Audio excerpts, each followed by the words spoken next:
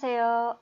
노혜진 선생님과 함께하는 즐거운 역사 수업입니다. 이번 시간은 미국과 라틴 아메리카에 관한 얘기를 하도록 하겠습니다. 교과서 124쪽 펼쳐주시고요.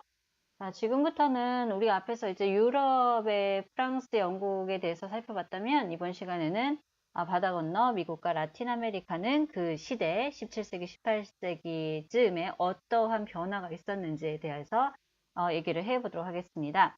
자, 먼저 교과서 124쪽을 보시면은요, 아래쪽에 지도 한번 볼게요. 자, 지도에 지금 왼쪽에 초록색으로 표시되어 있는, 원래 유럽 본토가 여기 이렇게 더 옆으로 연결이 되는데요. 이 미국 본토가. 그 중에서 유럽과 거리가 가장 가까웠던 유럽의 이베리아 반도에서 이제 신대륙을 건너와서 들어온 유럽인들이 가장 먼저 정착했었던 게 미국의 동부 지역입니다. 그래서 보스턴, 뉴욕, 필라델피아, 찰스턴 등등등의 지역에 있는 이 지역에 들어오게 되는데요.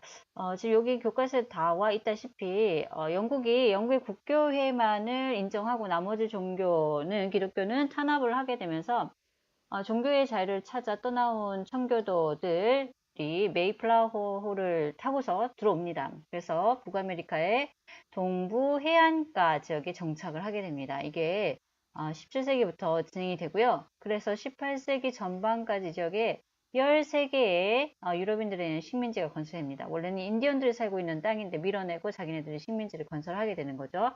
이러한 건설된 13개의 식민지에 연구에서는 총독을 파견했지만 별로 터치하진 않았어요. 그러다 보니까 각 식민지는 저마다 대표단을 구성해서 의회를 구성해서 자치적으로 운영을 하고 있었던 게 당시 시스템입니다. 그랬던 영국이요. 이 미국과의 전쟁, 뭐 프랑스와의 전쟁을 해서 조금 돈이 들어가는 그런 상황들이 생기게 됐어요. 미국과의 전쟁, 프랑스와의 전쟁. 우리 교과서에서 나오는데 프랑스의 식민지 쟁탈전에서 이제 돈이 좀 들어가고 이제 식민지를 뺏고 난 뒤에 이 지역을 관리하기 시작을 합니다. 그래서 식민지 결국에는 이 아메리카 대륙에 만든 새로운 식민지에 사는 사람들로부터 세금을 거두기 시작을 합니다. 여기 좀 중요하거든요. 같이 볼게요. 프랑스의 식민지 쟁탈에서 승리한 후 이 아메리카 대륙에 사는 사람들에게 세금을 거두기 시작합니다. 근데 이때의 세금이 전부 다 인지세였어요. 그래서 발행하는 모든 것들에 대한 세금을 붙이게 되는데요. 이걸 우리 인지세법이라고 합니다. 그래서 모든 문서에 정부에서 발행한 우표와 같은 증서예요. 인지를 사서 붙이게 하고 설탕, 종이, 차 등의 수입품에 세금을 부과하면서 식민지들의 생활에 이제 세금이 굉장히 크게 비중을 차지를 하게 됩니다. 그래서 여기에 대한 불만이 막 표출하고 있었던 상황에서 식민지 대표단들은 이제 영국의 본토에다가 그러면 우리의 요구사항도 들어달라. 우리의 대표단을 영국에 보낼 테니까 영국에서 의회단 모일 때 우리도 좀 얘기할 수 있게 해달라라고 하면서 반발합니다. 그래서 우리 사실 이때까지 제대로 대접받지 않지 않았느냐. 그래서 우리를 상징하는 이 대표단도 없는데 그런 곳에 왜 너네는 마음대로 세금을 부과하느냐라고 하면서 대표 없는 곳에 과세할 수 없다라는 원칙을 내세워서 영국 정부의 정책에 반발합니다. 그러면서 이들은 항의 시위로 뭘 했냐면 영국 정부가 수입하는 모든 물건에 대해서 이제 식민지 지역 주민들이 장사하는 관여되는 설탕, 종이, 차 등의 수입품에는 세금을 많이 매겼는데요. 영국 정부에서 주도해서 해외 식민지 개척을 하고 있었던 동인도 회사가 차를 수입하고 수출하는 데는 세금을 붙이지 않았어요. 이에 열이 받은 이제 식민지 지역의 사람들이 여기에 대한 항의 표시로 보스턴에서 차가 담긴 상자를 바다에 집어던지는 그런 일이 발생합니다. 이 일을 보스턴 사건이라고 하는데요. 잠깐 교과서 왼쪽 상단에 보시면은요. 지금 이 장면이 되겠습니다. 좀 확대해 볼까요? 확대해서 보시면은 보이시는가요? 자, 지금 배 위에 인디언처럼 위장을 한 백인들이 뛰어 올라가서 이건 나중에 이제 자기네들이 추적을 당하지 않기 위해서 인디언으로 위장을 했다고 합니다. 원주민으로 변장한 아메리카에 살던 식민지인들이 보스턴 항에 정박한 동인도 회사 소유의 선박에 올라서 이 배에 실린 300여 개의 홍차 상자를 바다에 던져버립니다. 왜 우린 세금 내는데 얘는 세금 안 내느냐라는 항의의 표시죠. 이 때문에 이제 보스턴항의 바다 색깔이 홍차처럼 붉은색으로 일시적으로 변했었다고 합니다. 왜 이렇게 바다에 던졌을까? 바로 이 영국 본토에서 식민지 지역에 세금을 부과했기 때문에 거기에 대한 항의 표시였다라고 보시면 되겠습니다.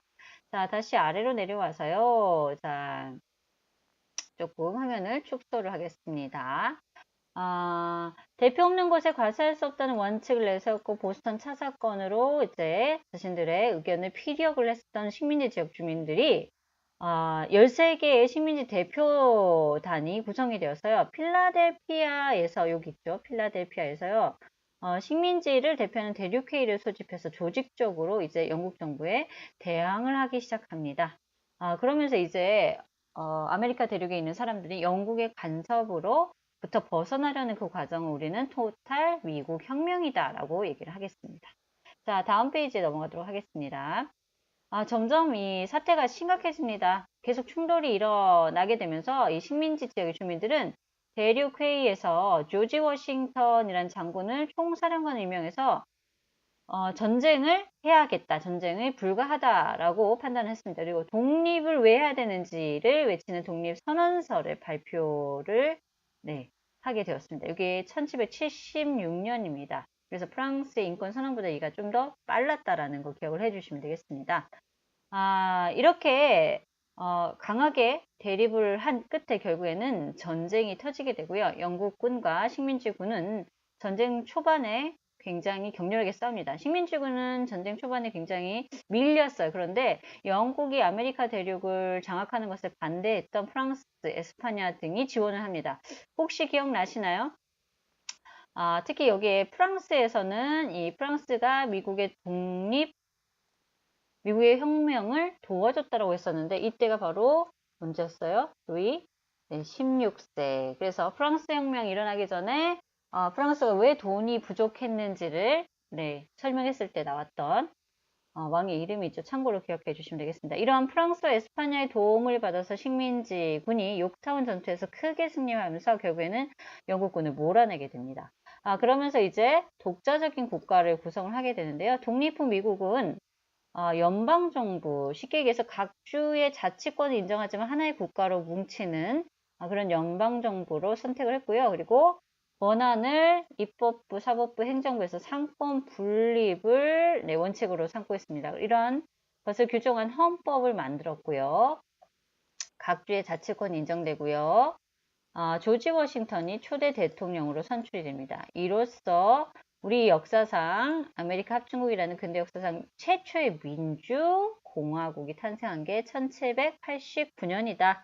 프랑스에서는 혁명이 일어났을 때 미국에서는 드디어 독립을 해서 민주공화국이 만들어집니다. 특히 미국 혁명은 뭐 앞서 얘기했지만 프랑스 혁명과 그 다음에 남미, 라틴 아메리카의 독립에 또 영향을 주기도 했습니다. 자, 오른쪽의 그림은 이 식민지 대표단들이 모여서 회의를 하는, 그래서 독립선언문을 쓴 벤저민 프랭클린, 토머스 제퍼슨 등의 사람들이 모였었던 그런 회의를 얘기를 하고 있고요. 아래쪽에 탄괄동을 내려가면은 미국의 독립선언서, 아메리카 합중국의 법에 대한 얘기가 나옵니다. 먼저 독립선언서 같이 볼까요? 다음과 같은 사항을 자명한 진리로 믿는다. 모든 사람은 평등하게 창조되었고요. 신으로부터 생명, 자유 및 행복을 포함하여 누구도 침범할 수 없는 권리. 혹시 들어보셨나요? 이 권리를 하늘로부터 부여받은 사상이다 라고 해서 천부인권, 우리 교과서는 없는데 나와 있네요. 아래쪽에 천부 인권이라고 얘기를 합니다. 부여받은 하늘 천자입니다. 하늘로부터 부여받은 인권이다 라고 기억을 해주시면 되겠습니다. 바로 이 천부인권에는 평등이 강조가 되고요. 생명, 자유 및 행복, 추구권을 가지고 있습니다. 인간이 이러한 권리를 확보하고자 정부를 조직합니다. 따라서 정부의 권력은 바로 어디서부터? 국민의 동의로부터 생겨난 것이다. 그쵸? 주권이 어디에서부터 나온다? 국민으로부터 나온다 라는 얘기가 되겠네요. 주권, 재민, 사상. 한자예요. 주인된 권리가 어디에 있다? 있을 짓자, 백성민자, 국민의 동의에서 생겨난 것이다. 어떠한 형태의 정부라도 이러한 목적을 침해한다면 선생님 개인적으로 가장 좋아하는 대목이기도 하는데요. 자, 이렇게 주권 재민과 천부인권을 지키기 위해서 정부를 만들었는데, 근데 이런 정부가 만약에 이런 목적을 어긴다면, 침해한다면 그 정부는 개혁하거나 없애서 민중의 안녕과 복지를 가져올 수 있다. 언제든지 잘못된 길로 가는 정부는 다시 엎어버리고 새로 만들 수 있다라고 생각하는 새로운 정부를 조직하는 게 바로 진정한 국민의 권리이다. 그래서 여기 뭐라고 하냐면 우리의 행복과 평등과 자유를 그리고 주권 재민을 지키기 위해서 부당한 정부에 대해서는 저항할 수 있다라고 해서 저항권이라고 얘기를 합니다. 참고로 기억해 주세요. 그러면 과제 1번 다음 내용이 반영된 부분을 자료 1에서 찾아 밑줄을 그어보자. 천부인권 여기 있고요. 그 다음에 주권재민 여기고요. 그 다음에 마지막 줄이 저항권에 대한 얘기가 되겠습니다. 자, 자료 2번 아메리카 합중국의 헌법이라고 얘기를 하네요. 우리 연합주의 인민은 더욱 완벽한 연방을 형성하고 우리가 우리 후손에게 자유와 축복을 확보할 목적으로 이 헌법을 제정한다. 모든 입법권은 미국 연방의회에서 결정하며 연방의회는 상원과 하원으로 구성을 한다. 그리고 행정권은 미국 대통령이, 사법권은 한 개의 연방 대법원과 연방의회가 수시로 만들어지는 하급 법원에 속한다. 지금 보시면 권력을 어떤 한 곳에 주지 않고 계속 쪼개서 나눠 가지게 됩니다. 그래서 아래쪽으로 내려가면 과제 2번 아메리카 합중국의 헌법의 특징, 뭐 지금 우리가 추구하는 것과 비슷하죠. 일단은 상권이 여기다 쓸게요. 상권, 입법, 사법, 행정권이 분립되어 있다라는 것과 그 다음에 각각의 주, 이때 독립할 때는 13개, 현재는 50개의 주가 각각의 주의 법을 가지고 있습니다. 연방주의. 하지만 하나의 국가로서 일을 같이 한다. 법을 만들 때는 그 기초를 같이 한다. 연방주의를 추구하고 있고요. 그 다음에 연방주의 더불어서 각 주의 자치권을 스스로 통치하는 권을 인정하고 있다 정도로 정리를 할 수 있습니다. 자, 그래서 아메리카 합중국 우리 역사상 근대 역사상 최초의 민주주의를 바탕으로 하는 공화국이 탄생한 과정에 대해서 여러분들과 같이 살펴보셨습니다. 자, 그러면 이어서 다음 페이지 넘어갈게요. 라틴 아메리카의 독립에 관한 얘기인데요. 라틴 아메리카 일단 잠깐 다음 페이지 127쪽의 지도를 보시면 이 지도의 색깔을 통해서 여러분들이 파악하실 수 있습니다. 지금 독립전의 식민 지배가 라틴 아메리카의 국가들이 독립하기 전의 상황이 어떤 상황이었느냐? 이 초록색은 전부 다 에스파냐, 바다 건너 이베리아 반도에서 온 에스파냐 백인들이 점령했었던 땅이고요. 브라질은 포르투갈이 점령했었던 땅이고요. 영국도 프랑스도 네덜란드도 조금씩 식민지를 가지고 있었던 곳이 바로 남아메리카, 라틴 아메리카라고 보시면 되겠습니다. 그런데 여기에 독립은 원래 살던 원주민 인디언들이 들고 일어나서 독립을 한 건 아니에요. 여기는 역시 유럽의 이러한 에스파냐, 포르투갈, 네덜란드, 영국, 프랑스의 간섭으로부터 벗어나는 독립이에요. 미국의 독립하고 거의 비슷합니다. 그래서 이 라틴 아메리카에 들어와서 살던 백인들이 유럽 본토에 있는 백인들로부터 간섭으로부터 벗어난 게 다 독립이다라고 기억을 해 주시면 되겠습니다. 그래서 일단 위쪽에 책을 보고 내용 같이 가도록 하겠습니다.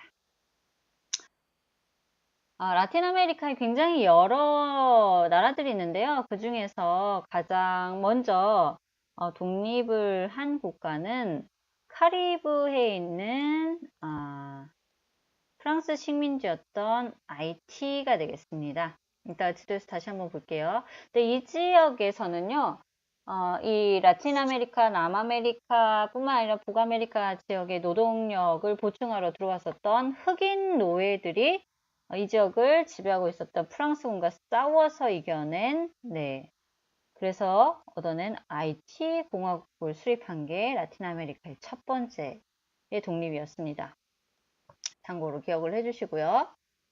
그러다가요, 이제 19세기 초에 1800년대 유럽이 나폴레옹의 활약으로 여러 나라들이 나폴레옹의 공격을 받게 되면서 유럽 안에서의 전쟁이 집중하게 됩니다. 그러면서 에스파냐가 나폴레옹 공격으로 무너지게 돼요. 그러면서 이 라틴 아메리카에 대한 에스파냐의 통치력이 휘청합니다. 이 틈을 타서 이제 라틴 아메리카에 있던 여러 지역에 라틴 아메리카에서 태어난 백인의 크리오요라고 하는데, 이 크리오요를 중심으로 독립하자.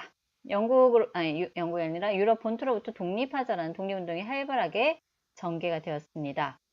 이때 미국은 이 라틴 아메리카 여러 국가들을 유럽의 국가들로부터 독립시켜서 새로운 미국의 시장으로 삼기 위해서 이들을 지지합니다. 그래서 당시에 대통령이었던 멀로 대통령이 멀로주의라는 내용을 발표를 하는데요. 쉽게 얘기해서 유럽은 유럽의 일에만 신경 써라. 아메리카의 일은 아메리카의 국가들이 신경 쓰겠다라는 얘기입니다. 그래서 아메리카 대륙에 대한 유럽의 각국의 간섭을 커트합니다. 거기에다가 영국 역시 미국하고 비슷한 상황이었어요. 이 지역이 에스파냐와 포르투갈이 엄청나게 차지하던 땅이 많은데 이들을 독립시키면 나도 숟가락 얹지 않을까, 뭐 이런 생각을 하고 있었습니다. 그래서 영국은 이 지역을 시장으로 개발하고자 역시 마찬가지 독립을 지지하게 됩니다. 그래서 이러한 여러 이해관계 끝에 이 라틴 아메리카의 나라들이 속속 계속 독립을 하게 됩니다. 그 중에서 이제 주목해야 될 게 아까 얘기했던 1번 IT 공화국이 가장 먼저였었다는 것과, 그 다음에 두 번째는 멕시코에서 역시 크리올 출신인 이달고라는, 왼쪽에 나와 있죠. 이달고라는 신부가 중심이 되어서 에스파냐에 맞서서 결국에는 독립을 한 그런 상황이었다라는 거 같이 좀 기억을 해 주시고요. 이 밖에도 남아메리카의 크리올 출신이었던 볼리바르라는 사람이 또 굉장히 중요합니다. 그래서 지도에서 보시면 베네수엘라, 콜롬비아, 에콰도르, 볼리비아 이런 나라들이 전부 다 볼리바르라는 사람의 영향을 받아서 결국에는 독립을 한 국가들입니다. 참고로 IT 최초로 독립을 했었던 나라 IT가 여기에 있고요. 그 다음에 아까 멕시코 얘기 잠깐 나왔었죠. 이달고 신부. IT는 프랑스에 맞서 싸운 흑인 노예들. 멕시코는 크리오요 출신의 이달고 신부. 그 다음에 베네수엘라, 콜롬비아, 에콰도르, 그 다음에 볼리비아는 방금 했던 볼리바르라는 사람이 중심이 되어서 이끌었던 독립이었다라는 얘기고요. 그 다음에 아래쪽 남부 지역에서는 산마르틴이라는 사람이 에스파냐의 독립전쟁을 하면서 아르헨티나, 칠레를 비롯한 여러 지역을 독립시킵니다. 그래서 아르헨티나, 칠레는 이 둘은 바로 뭐와 관련이 있다? 산마르틴과 관련이 있구나라는 거. 그래서 이 지역에서의 거의 대부분 연관성에 대한 그런 것들을 묻는 질문이 많이 출제가 됩니다. 그리고 브라질 같은 경우는요, 포르투갈의 지배를 받아왔었는데, 그 왕족 출신들이 새롭게 브라질의 황제를 내세우면서 이제 유럽 본토로부터의 독립을 선언한 그런 케이스가 됩니다. 여기까지 이제 라틴 아메리카, 남아메리카, 라틴 아메리카와 남아메리카 선생님 계속 얘기를 하고 있는데요. 문화상으로는 라틴 아메리카라고 하고요. 그 다음에 지형상으로는 남아메리카라고 하니까 거의 같은 의미라고 기억을 해주시면 되겠습니다. 거기 그리고 참고로 우리 교과서에 지금 126쪽에 도움구를 잠깐 보시면 크리오에 대한 부연 설명이 나옵니다. 크리오어는 이제 유럽에서 건너온 사람들이 아니라 이 식민지에서 태어난 백인입니다. 라틴 아메리카에서 태어난 백인이고요. 굉장히 잘 살았던 집안의 후손이에요. 그래서 이 사람들 경제적으로 굉장히 부유했지만 차별을 또 받았대요. 어떤 사람들? 유럽 본토에 살던 백인들, 유럽 본토 출신의 백인들, 페닌슐라르라는 굉장히 어려운 이름이죠. 이 사람들에 비해서는 밀려났던 사람들이에요. 그러다 보니까 독립을 할 필요성을 자각을 하게 된 거죠. 이 정도 보시면 되겠고요. 식민지 시대의 라틴 아메리카의 사회 구조를 보시면 인디오들이 있었지만 네, 이들의 역사가 아니라 백인의 역사였다는 얘기죠. 메스티소, 물라토 등등등이 나타나는데 여기 지금 왼쪽에 설명이 되어 있습니다. 백인과 인디오 간의 혼혈을 메스티소, 물라토는 흑인과 백인 간의 혼혈을 얘기를 한다 정도만 보시면 되겠습니다. 그래서 라틴 아메리카의 그런 독립에 관련된 얘기를 했고요. 그 다음에 역사적인 인물에서는 아까 베네수엘라, 콜롬비아, 에콰도르 등등의 독립에 영향을 줬었던 볼리바르라는 사람이 지금 우리 교과서에 사진이 나오는데요. 사실 이 사람의 꿈은 라틴 아메리카를 전체를 하나로 통일하는 걸 원했어요. 그래야지 우리가 미국의 간섭으로부터 벗어나서 살아남을 수 있다라고 해서 한때는 파나마의 회의를 소집해서 연방공화국을 수립하고자 굉장히 애를 썼지만 결국에는 각 지역의 그런 이해관계 때문에 실패합니다. 그래서 결국 1830년대 콜롬비아 공화국이 해체가 돼요. 이 사람은 이제 베네수엘라, 콜롬비아, 에콰도르 세 나라를 중심으로 이제 라틴 아메리카 전체를 통일하자라고 주장하다가 결국에는 뜻을 관철시키지 못하고 세 개의 지역이 다시 분리되는 그런 뼈아픈 그런 기억을 가지게 됩니다. 그리고 앞쪽에 라틴 아메리카 독립의 제 126쪽의 왼쪽 상단에 보시면 이런 사람들의 노력이 헛된 것은 아니다. 그래서 각 나라들의 화폐에 이 사람들의 그림이 나타납니다. 우리도 왜 역사적으로 유명한 사람들은 화폐에 그림을 그리죠. 그래서 베네수엘라에서는 볼리바르, 그 다음에 아르헨티나는 산마르틴의 초상화가 그려져 있다는 걸 확인을 해주시면 되겠습니다. 그래서 유럽에서 식민 지배하고 있던 뭐 에스파냐, 포르투갈, 네덜란드, 영국, 프랑스가 약할 때 이 라틴 아메리카의 나라들이 독립한 건 맞는데요. 굉장히 좀 약했어요. 약하고 이 독립 과정에서 아까 얘기했던 크리오요 등이 전부 다 모든 걸 독점하게 됩니다.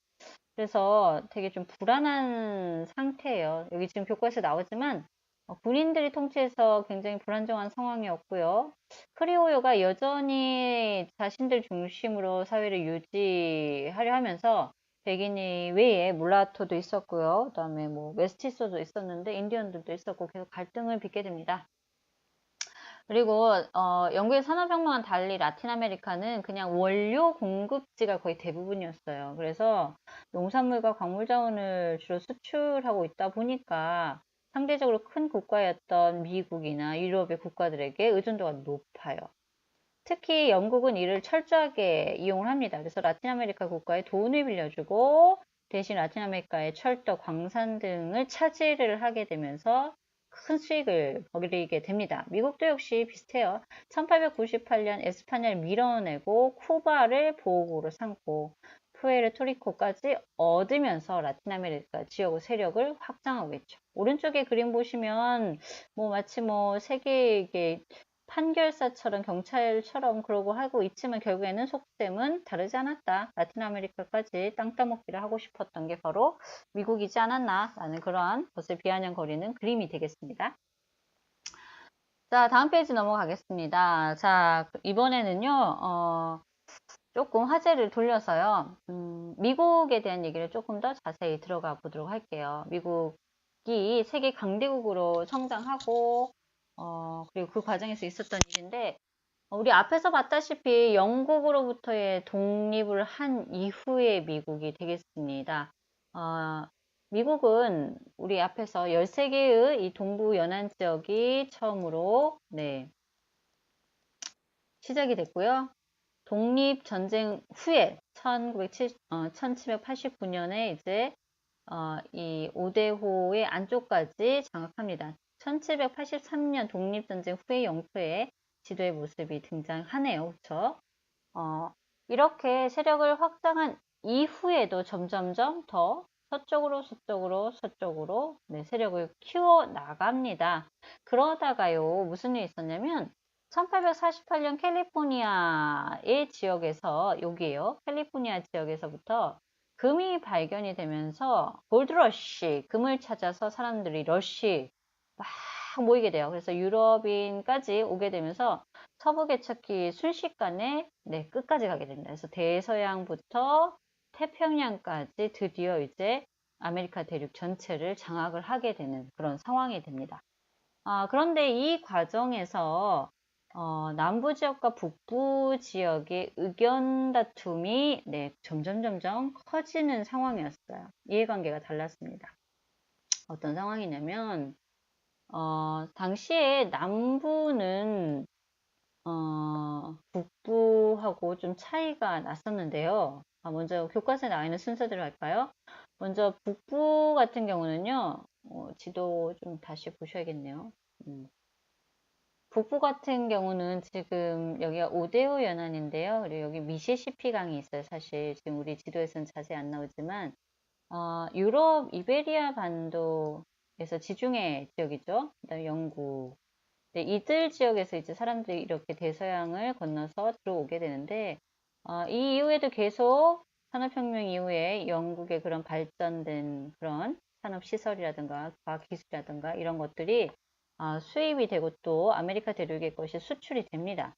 수출이 되는데 가장 중요하게 사용됐던 게 이제 여기에 나와 있진 않은데요. 대서양 바다가 강으로 이렇게 오대오와 연결이 돼요. 그래서 내륙까지 배가 들어올 수 있었어요.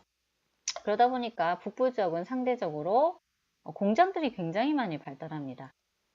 그래서 공장지대, 산업화가 이루어졌는데 반대로 아래쪽에는 이런 공업지역이 아니라 여기는 따뜻한 천연의 기후와 넓은 땅을 이용해서 농업, 특히 유럽 사람들이 가장 좋아했던 면직물을 생산하기 위해서 목화를 재배하고 있었던 곳이 대다수예요.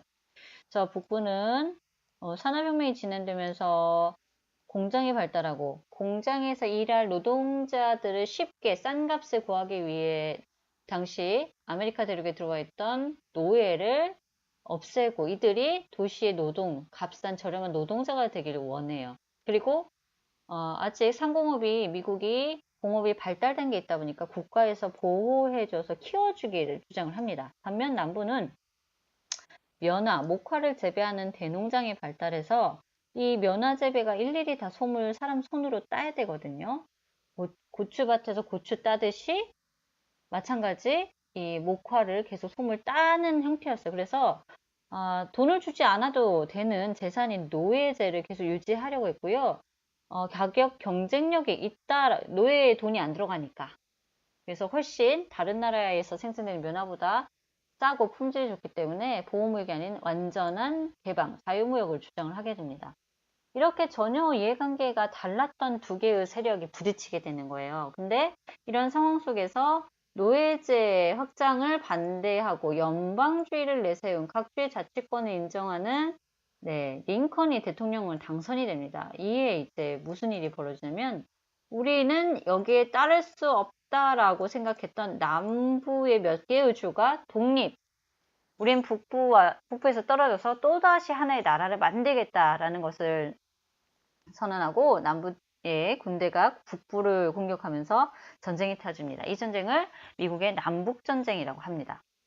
처음에는 굉장히 남부가 우세했어요. 막 밀고 올라옵니다. 그러다가 마지막에 이제 북부가 이 남부를 밀어내는데 거기에 가장 크게 영향을 줬던 게 뭐냐면 링컨 대통령이 전쟁이 한참 진행되는 중에 지금부터 우리 아메리카 대륙에 있던 모든 노예는 없다. 노예 해방을 선언합니다. 그러면서 남부의 주인들한테 끌려와서 같이 전쟁을 하던 남부에 전쟁을 하던 이 흑인 노예들이 대거 탈출을 해요. 탈출해서 다 북부로 올라가서 군인으로 활약을 하게 됩니다. 그러면서 전세가 순식간에 바뀌게 되고요. 결국에는 북부의 승리로 이 전쟁이 끝이 나게 됩니다.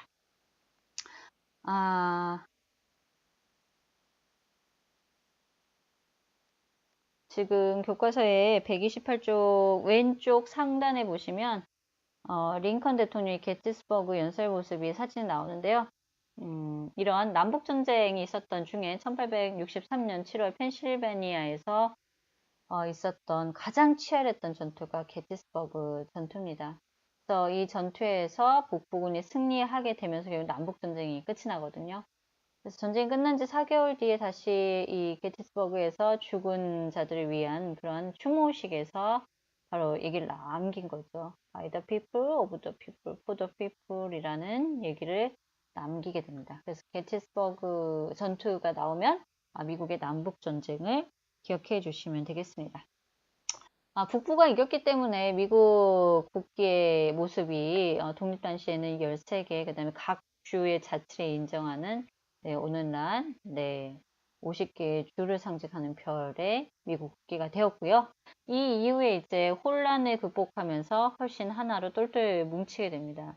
특히 이제 미국이 전 세계의 강대국으로 성장하게 되는 과정이 지금 나와 있는데요. 그 중에서 여러분들이 위에 지도에서 보실게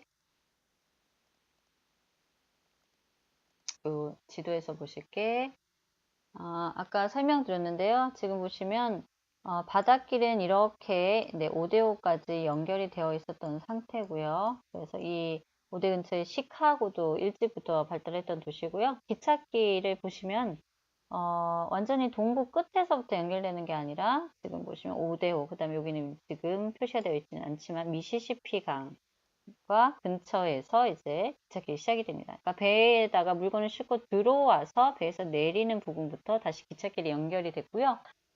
그 중에서 가장 중요했던 열차는 대륙 횡단 열차였다. 1869년에 대륙 횡단 열차가 완공이 되고 나서부터는 서부로 동부 지역의 사람들이 골드러시 이후에도 많이 들어갔지만 서부 개척되면서 좀 더 사업 아이템을 찾아서 서부로 많이 진출했다라고 기억을 해 주시면 되겠습니다. 그래서 우리 교과서에 나와 있는 얘기도 마찬가지죠. 대륙횡단 철도가 완성되어 서부 개척이 더욱 활발하게 진행되면서 광대한 시장이 만들어졌습니다. 또한 유럽과 아시아로부터 사람들이 들어와서요. 산업활동에 필요한 노동력도 확보해 주고요. 원래 미국 본토 자체 내에 풍부한 자원, 그리고 전신, 전화 등의 통신 분야에서도 기술이 발달되었다. 그래서 여러 가지 굉장히 이점이 많았던 나라, 미국이란 얘기고요. 이를 바탕으로 미국에서는 면직물, 제철, 기계공업과 석유 산업 등을 중심으로 산업화를 이루어냅니다. 그래서 결국에는 오른쪽 그래프를 보시면 아시겠지만 남북전쟁 이후에 결국 역전이 됩니다. 독일, 영국, 프랑스, 러시아에 비해서 미국이 따라잡죠. 그렇죠? 그래서 이제는 경제 대국이 되는 게 바로 이 미국이다라는 사실 기억해 주시면 되겠습니다. 아래쪽에 탐구 활동에는 남북전쟁의 원인을 표로 나타내는데요. 아까 얘기했던 유명했던 By the people, of the people, for the people의 게티스버그가 여기에 표시가 되어 있습니다. 참고로 기억해 주시고요. 왜 이렇게 전쟁을 할 수밖에 없었느냐? 앞에서도 설명했지만 자료 2의 남부와 북부의 비교 표를 보면 좀 더 간단하게 정리가 되겠네요. 남부는 면화를 재배하던 농장들이 많았던 반면에 북부는 공장이 많았죠. 그래서 공장 주인들, 공장주가 중심 세력이었고요. 그러다 보니까 상공업이 발달한 구조였고 남부는 대농장이 발달한 상황이었습니다. 목화의 경쟁력이 굉장히 강했기 때문에 세금을 부과하지 않는 자유무역을 원했고요. 반면에 북부 지역은 아직 키워야 되는 단계였었죠. 그래서 보호무역을 주장합니다. 이해관계가 다르죠. 그러면서 북부는 연방주의를 원했고요. 남부는 아예 떨어져 나서 새로운 그런 나라를 원했습니다. 분권주의. 자, 우리 노예제에 대해서도 북부 지역에서는 폐지를, 그 다음에 남부 지역에서는 노예제 찬성을 내세우면서 의견이 전혀 달랐다라는 거 기억을 해주시면 되겠습니다. 참고로 이때 당시를 배경으로 해서 쓰여진 책이 톰 아저씨의 오두막집, 그다음 허클베리 핀 이런 것들 보면은 당시에 이런 노예제도의 상황에 대한 것들을 이해할 수 있는 배경 지식 정도가 되겠습니다. 그래서 과제 1번 표를 완성해 봤고요. 과제 2번 남북전쟁 원인을 발표해 보자. 각각의 파트에 대한 내용들을 얘기를 해주시면 되겠습니다. 아래쪽에 내려가죠. 학습 내용 확인하기. 자, 미국 혁명으로 근대적인 미국이 전 세계의 최초의 뭐라고 했었죠?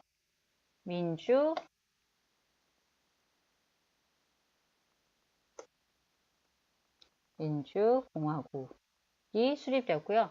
라틴 아메리카 지역에서는 네, 식민지, 라틴 아메리카에서 태어난 백인, 크리오요를 중심으로 독립운동이 전개되었고요. 미국에서는 방금 보셨던 남북 전쟁 이후 산업화가 급속도로 이어집니다.